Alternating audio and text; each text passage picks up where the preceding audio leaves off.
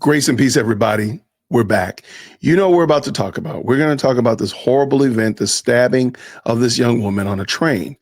And it's a I hate to say that the double standard is real, but the double standard is real here. The amount of not saying anything about this that you hear from the mainstream media is pretty deafening. It's pretty staggering. I want to bring in a scripture passage, and then I'm just going to show you a couple clips and we're going to get out of here. This is Proverbs chapter 12, verse 10. If you follow me, you know I've brought this up several times. Whoever is righteous has regard for the life of his beast. We're not worrying about that part. It's the second sentence. But the mercy of the wicked is cruel.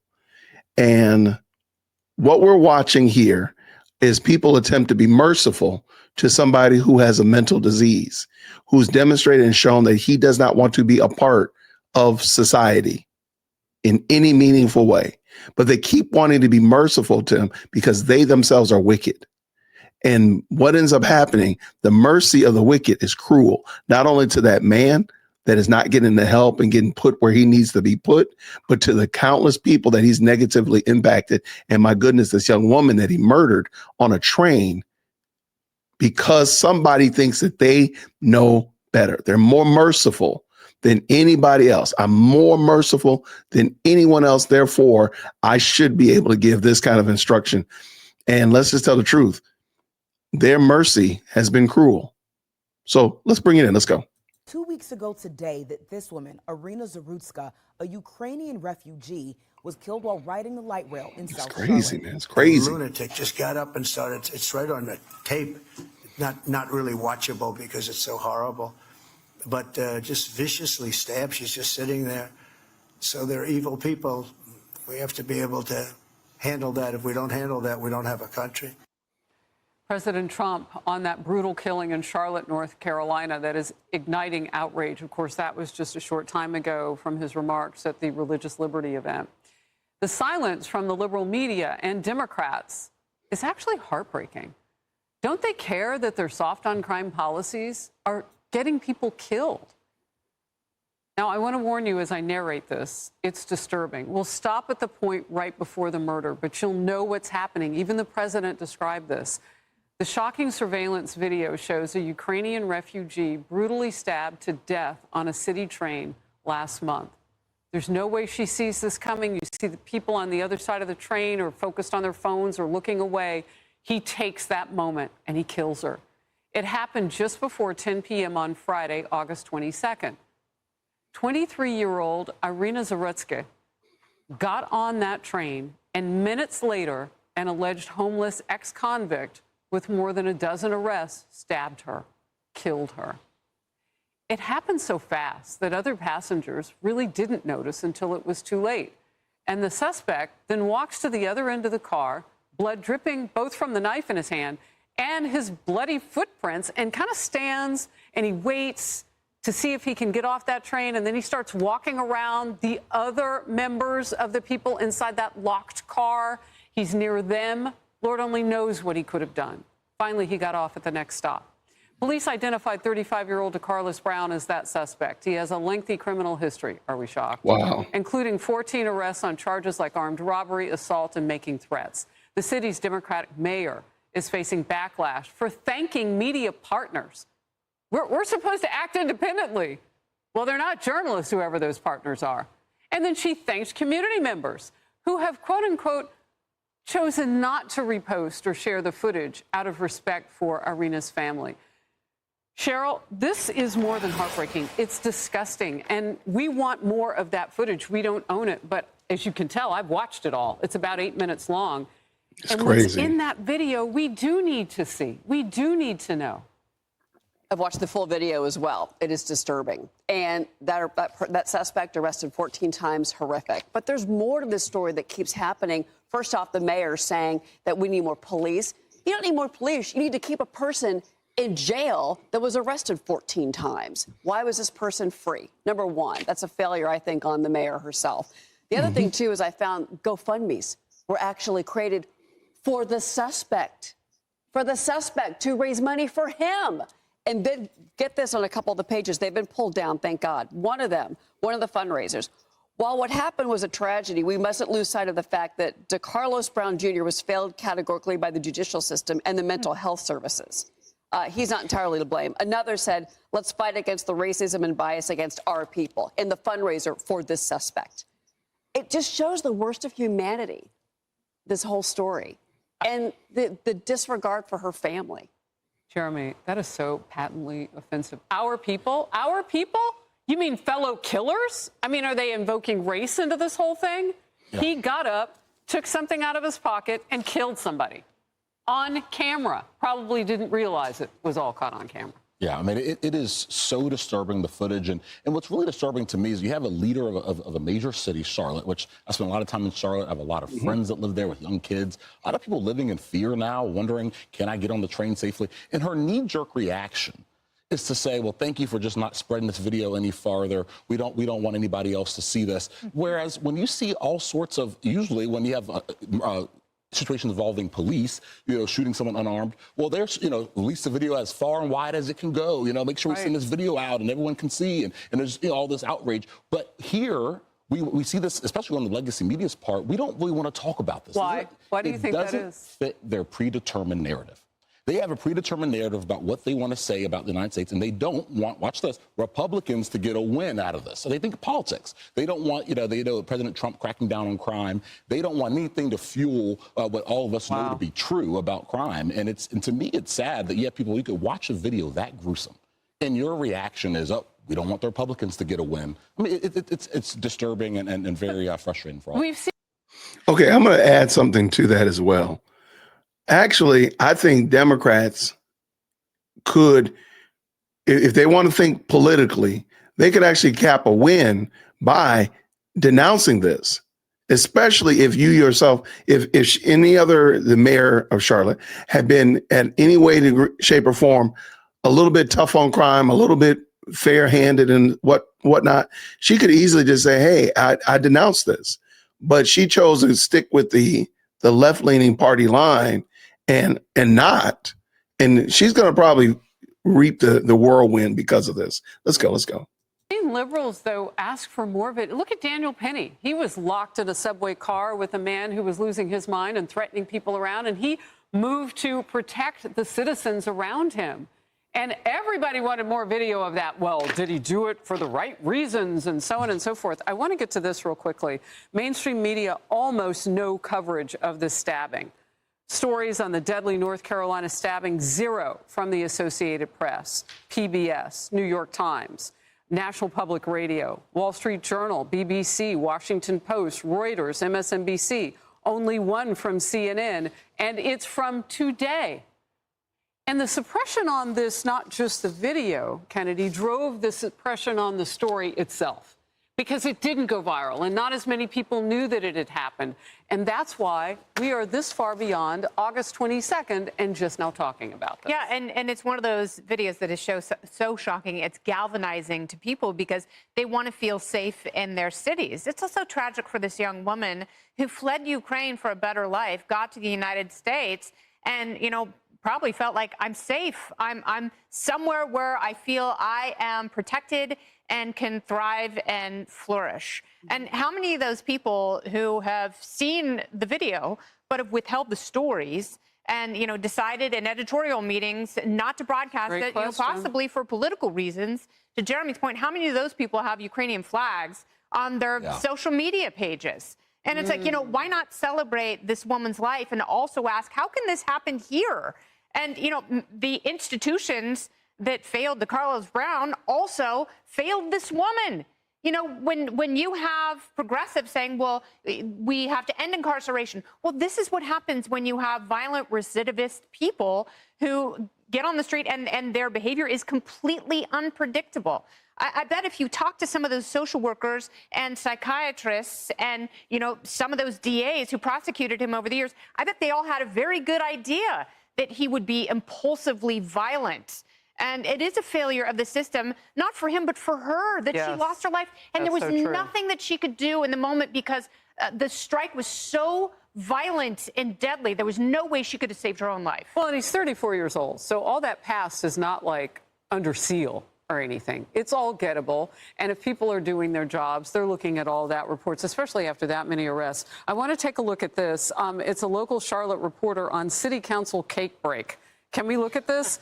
Local Charlotte reporter posts this. The Charlotte City Council took a cake break before they began discussing that fatal stabbing.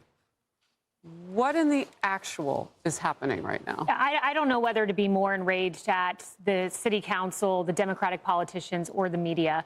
But when I looked at those pictures that you had up there, the 13 pictures of Decarlos Brown, I didn't just see 13 mugshots. I didn't just see 13 deranged killers, allegedly. I saw 13 opportunities to stop him that went unanswered. This guy went to prison. You see his images there. He went to prison for 5 years on another offense. He gets out. Within 1 year of being out, he assaults his sister within 1 year. 2024, he had 3 encounters with police officers. And then his mother, who was approached by a local reporter named Joe Bruno, she involuntarily committed him, kicked him out of her house. And here's a quote she gave this local reporter. Brown's mom says that the court should have never let her son be out in the community knowing he had a mental health issue and previous arrests. This beautiful woman in her pizzeria outfit at 9:45 p.m. on a Friday night on a train should still be here today. She is not. You failed, and you failed, New York Times, because I'm on your website now. Still no story. Nothing. Yeah, she survived a war zone in Ukraine and couldn't survive a light train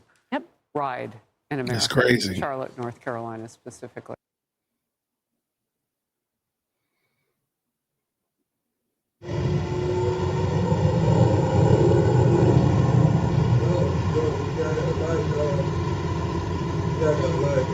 Yeah, like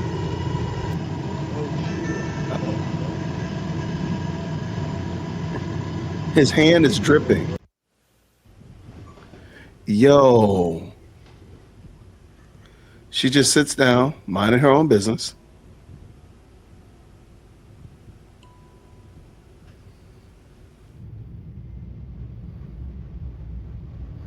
Cashless bail.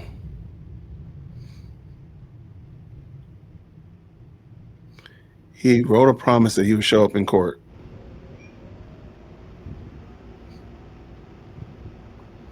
Despite the fact, man.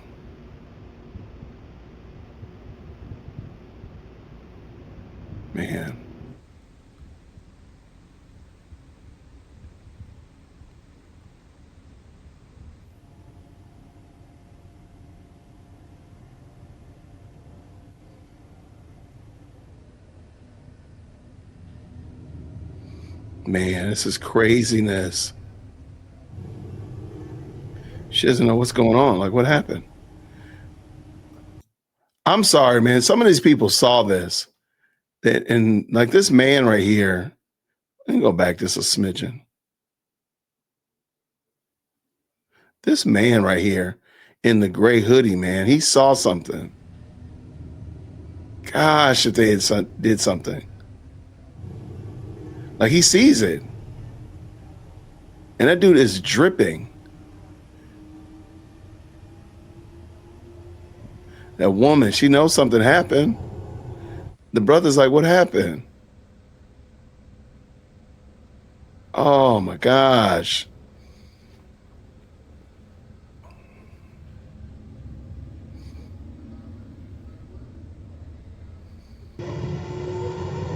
And he's dripping her blood as he walks.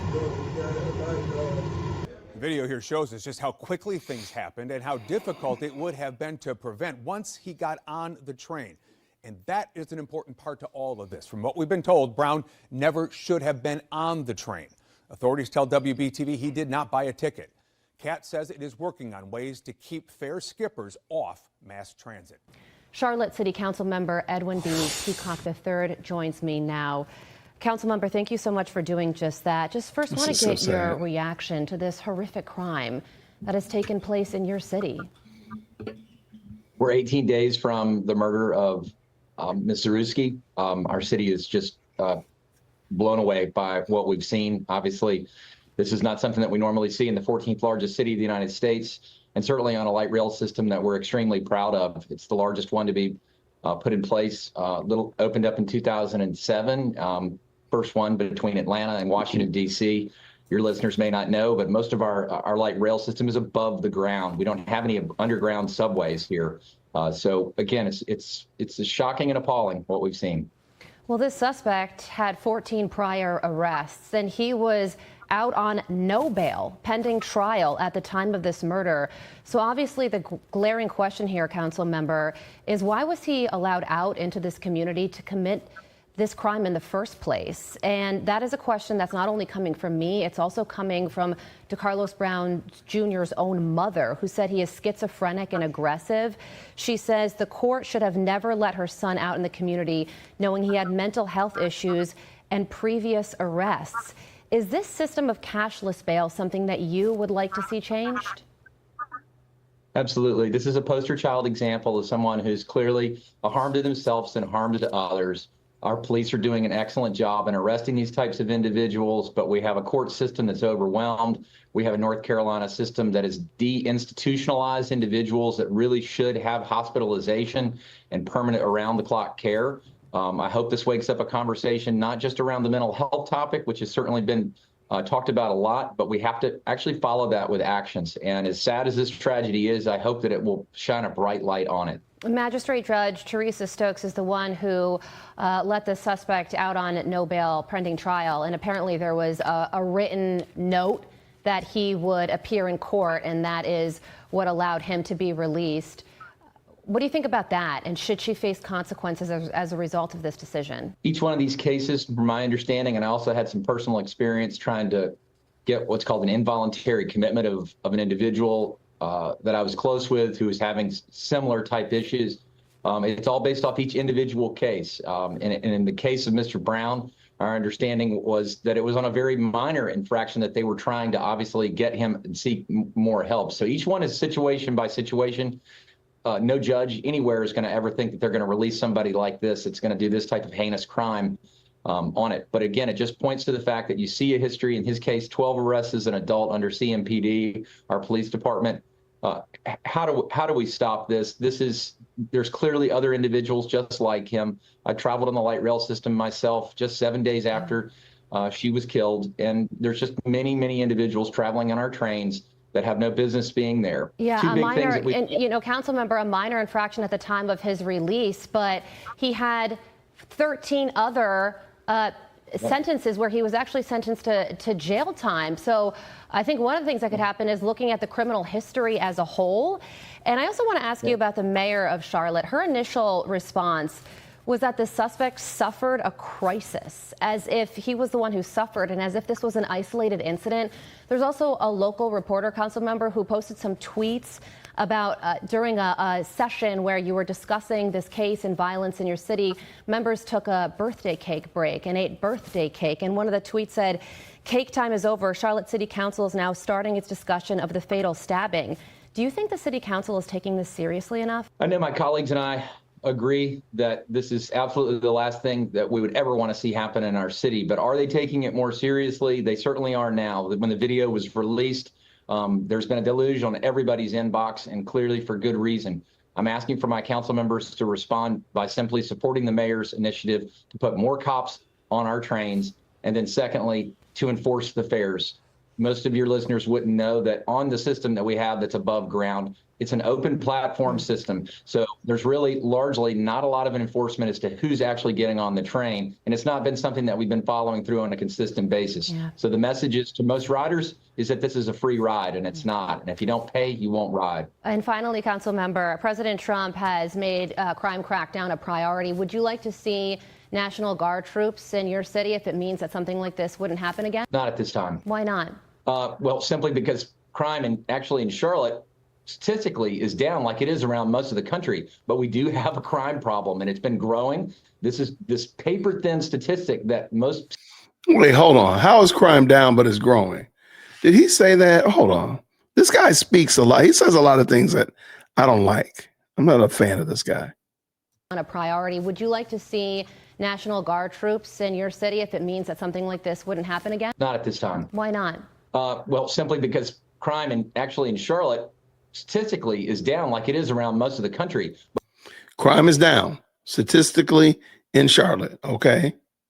But but we do have a crime problem, and it's been growing. This is this paper thin crime statistic problem that most CMP or like CMPD is holding on to. And I just know, having been in this position before, that it's not something that you can take for granted. If someone doesn't feel safe in our city, statistics aren't going to help a victim like this. You have to be serious about what you can actually do about this type of crime. You've pointed it out clearly through the court system where there's been a failure there, but also to help enforce the actual laws that are on the books. Well, there's a 44% decrease in violent crime in Washington, D.C. after the federal surge. So hearing that statistic doesn't change your mind? Well, again, each city's going to be in a different situation, but I think that Charlotte would not welcome the actual National Guard, and I don't know where actually you would put them. We're going to already have a response from our police department in response to this immediately, and that was brought out by our mayor last night. Well, a young woman who was seeking safety from the war in Ukraine came to the United States looking for a peaceful life, and look what happened to her. She's no longer with us, but hopefully some change will be made so this doesn't happen again. The man who murdered this lady, could you believe that some people have begun to then now create a GoFundMe, like, because they felt like he's being discriminated against? Now, let me show you. Now, just look at this. Like, this is the third one I'm seeing today. I thought it was a joke at first, and it's becoming more of like a stupidity now. You cannot, like, this cannot continue. We say we want peace. We are all one family under the sun, but this is division here. A person commits a crime, and you're going to rain money for GoFundMe for injustice against a criminal, against a person who killed someone. Is this just normal, for God's sake? Is this normal? They GoFundMe. Who was the person that felt confident enough? As Americans, I can't say anything to that. I believe the British people that look like me are not this stupid. I would say that clearly. Oh man, train full of cowards. It shocked me to see this. Notice how the chick next to her doesn't even seem interested in helping. She acted like someone farted. America is a hellscape. Wow. She was conscious after it happened, saw her murderers, saw the people who remained silent, bystanders who never helped and then passed away. I feel so sorry for her. Nobody even caught the man who attacked her. How dead is humanity? I'm right there with you, man. This is so sad.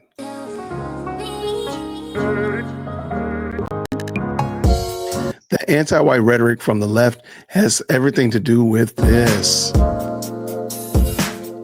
Man, this is craziness, man. If colors were reversed, it would be covered 24/7. If only he was in prison, she'd still be alive. How disgusting. That's sad, man. This is such a sad story. Shouldn't have been on the train, shouldn't have been out of prison. How was a violent career criminal? Or rather, he was a violent career criminal. I agree. How was he even out? He took off his red sweatshirt to avoid being recognized. He knew exactly what he was doing. No question about it. I think that is a fallacy to even try to argue that. Man, this is such a crazy story, y'all. Man, so sad.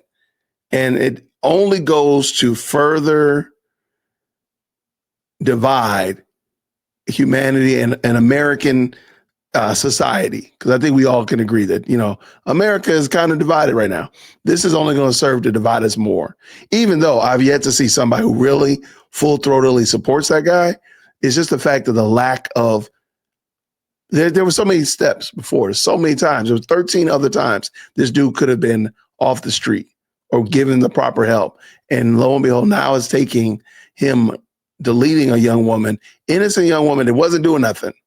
It's crazy work, y'all. Let me know what you think. Comment down below. Give me your 2 cents. Grace and peace to those people in Charlotte. I pray you all find better leaders for sure. But really pray that we all find better leaders, and that leader's Christ. Until next time, grace and peace.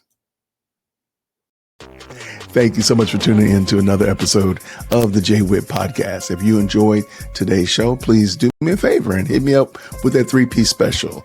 Like the video, subscribe, and of course, share it with somebody who would also enjoy this type of content.